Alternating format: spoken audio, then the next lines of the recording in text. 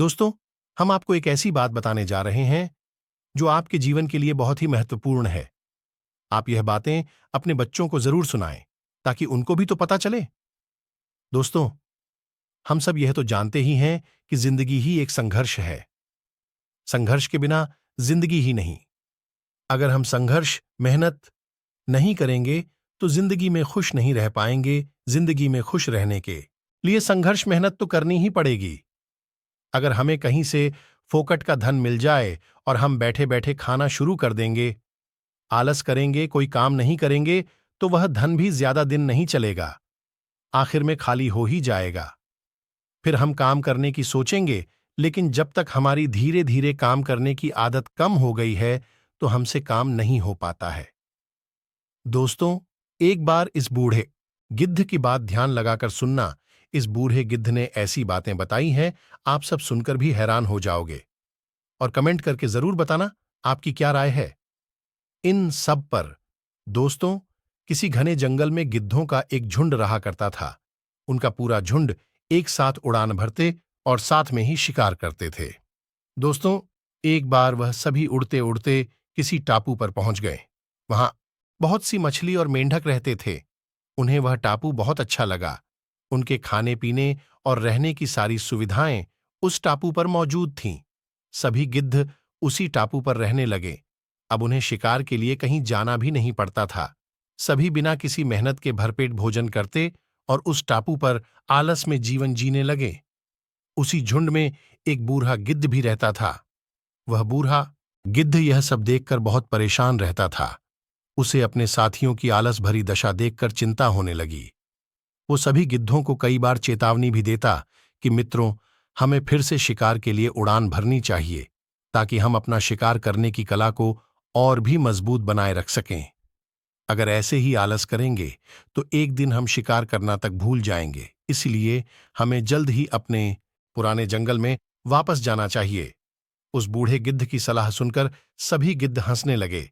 वह उसका मजाक बनाने लगे। उन्होंने कहा कि बूढ़ा होने की वजह से इसका दिमाग खराब हो गया है, इसलिए यह हमें आरामदायक जीवन छोड़कर जाने की सलाह दे रहा है। ये कहकर गिद्धों के झुंड ने उस टापू से जाने से मना कर दिया। इसके बाद वह बूढ़ा गिद्ध अकेले ही वापस जंगल में लौट गया।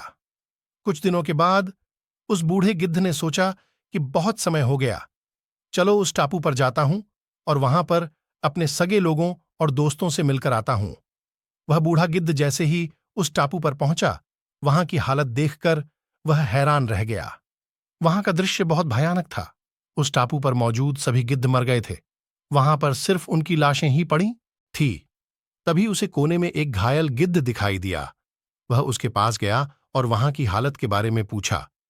उसने बताया कि कुछ दिन पहले इस टापू पर चीतों का एक झुंड आया था, जिन्होंने उन पर हमला कर दिया और सबको मार दिया। हम लोग बहुत समय से ऊंचा उड़े नहीं थे, इसीलिए हम धीरे धीरे उड़ना भूल गए, तो हम अपनी जान भी नहीं बचा सके। हमारे पंजों में उनसे मुकाबला करने की क्षमता भी कम हो गई थी। क्योंकि हमने कई सालों तक उड़ान ही नहीं भरी, तो चीतों ने हमला किया तो हम उड़ ही नहीं पाए और सारे दोस्त मारे गए, मैं भी घायल हो गया। उस घायल गिद्ध की बात सुनकर बूढ़े गिद्ध को बहुत दुख हुआ और थोड़ी देर बाद वह घायल गिद्ध भी मर गया। मरने के बाद बूढ़ा गिद्ध वापस अपने जंगल में चला गया। दोस्तों, हर आरामदायक चीज भी हमारे लिए अच्छी नहीं होती है। कभी कभी वह भी नुकसान कर देती है। अब एक बात आप मान लो, जैसे खाने को ही देख लो। हम रोजाना घर का खाना खाते हैं तो स्वस्थ रहते हैं, और अगर रोजाना बाहर का खाना जैसे पिज्जा, बर्गर, चाट, कचौरी, समोसा खाकर देखो, कितने दिन स्वस्थ रहोगे। लेकिन खाने में तो ये सब चीज बड़ी ही चटपटी और टेस्टी लगती है।